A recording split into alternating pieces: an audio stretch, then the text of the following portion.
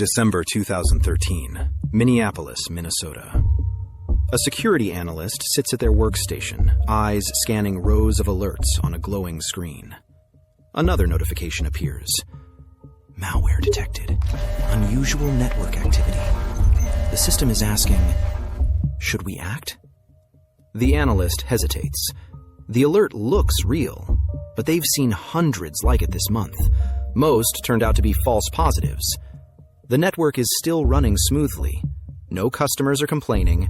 No systems are down. They make a choice. Wait and monitor.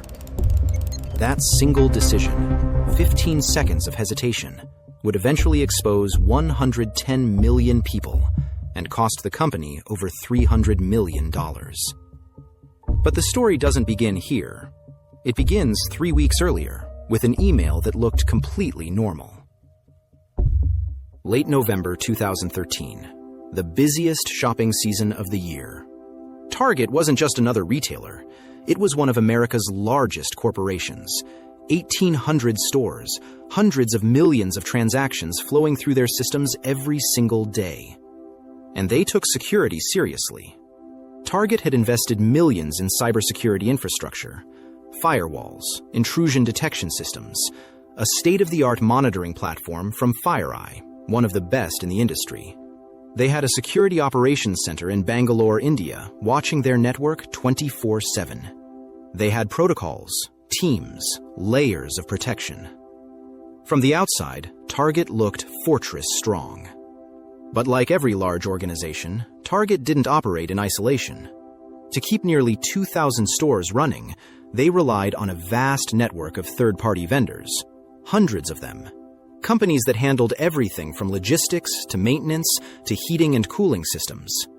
One of those vendors was a small HVAC company based in Pennsylvania. They managed refrigeration and climate control for Target stores. They had nothing to do with payment systems. They had nothing to do with customer data. They were just trusted. And that trust was about to become a doorway. Mid-November 2013, Fazio Mechanical Services, Pennsylvania. An employee at the HVAC company opens their inbox. Routine morning, coffee cooling on the desk, emails stacking up. One message sits among the others. The sender appears to be from a company they work with regularly. The subject line mentions a billing issue. Nothing alarming, just administrative. The tone is professional, matter of fact. The email references a recent service request and mentions that a document needs review to avoid processing delays. There's an attachment. Not a suspicious file extension, not a zip from an unknown sender, just a document that seems relevant to their work. The employee opens it. The moment they do, something invisible happens. Malware, a variant of the Citadel banking Trojan, quietly installs itself on the computer. No warning, no crash, no obvious sign that anything is wrong. The workday continues normally, but that malware is working in the background, waiting patiently to capture something specific. Login credentials for Target's vendor portal.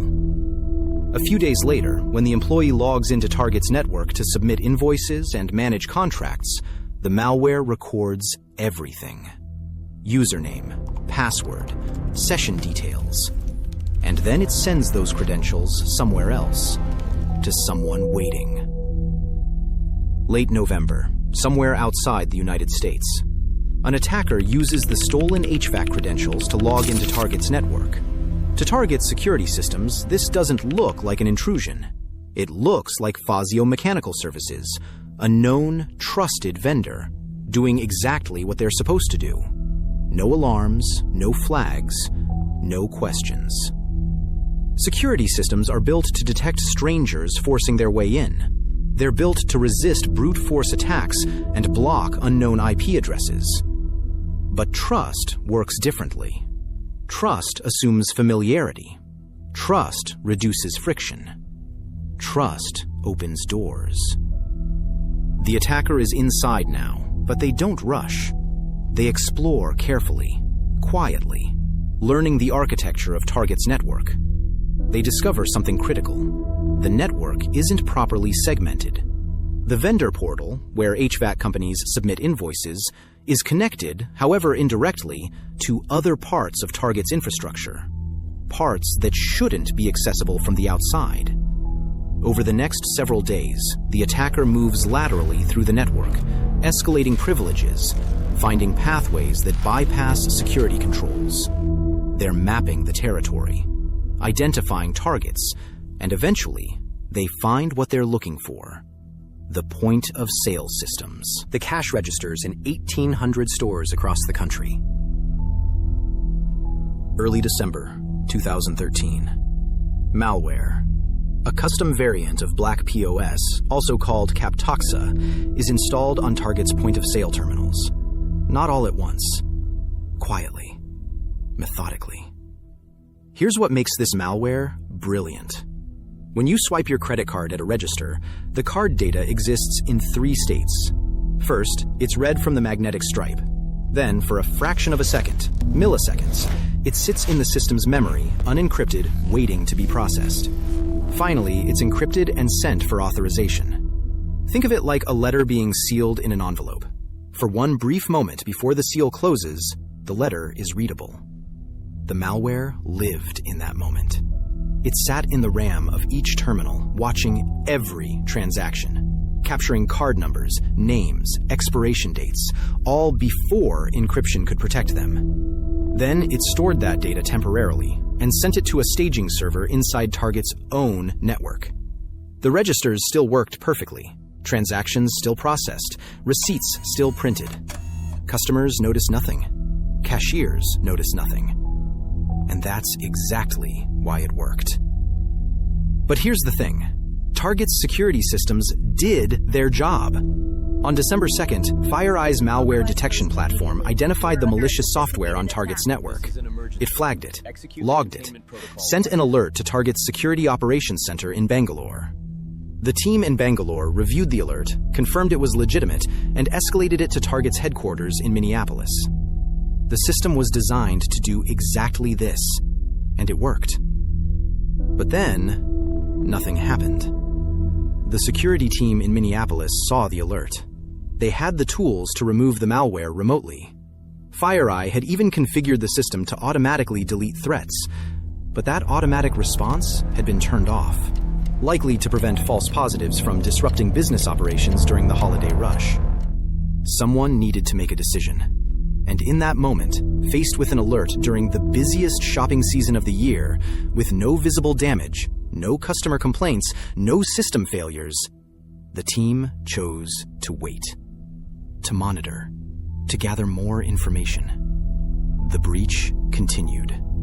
For 2 more weeks, the malware kept harvesting data, transaction after transaction, day after day.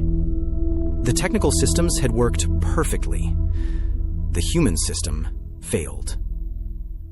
December 12th, 2013. Target still doesn't know they've been breached. But hundreds of miles away, fraud analysts at banks and credit card companies start noticing something strange. Fraudulent charges are appearing on cards across the country. Different customers, different locations. But when they trace the pattern backward, they find a common thread. All the compromised cards had recently been used at Target.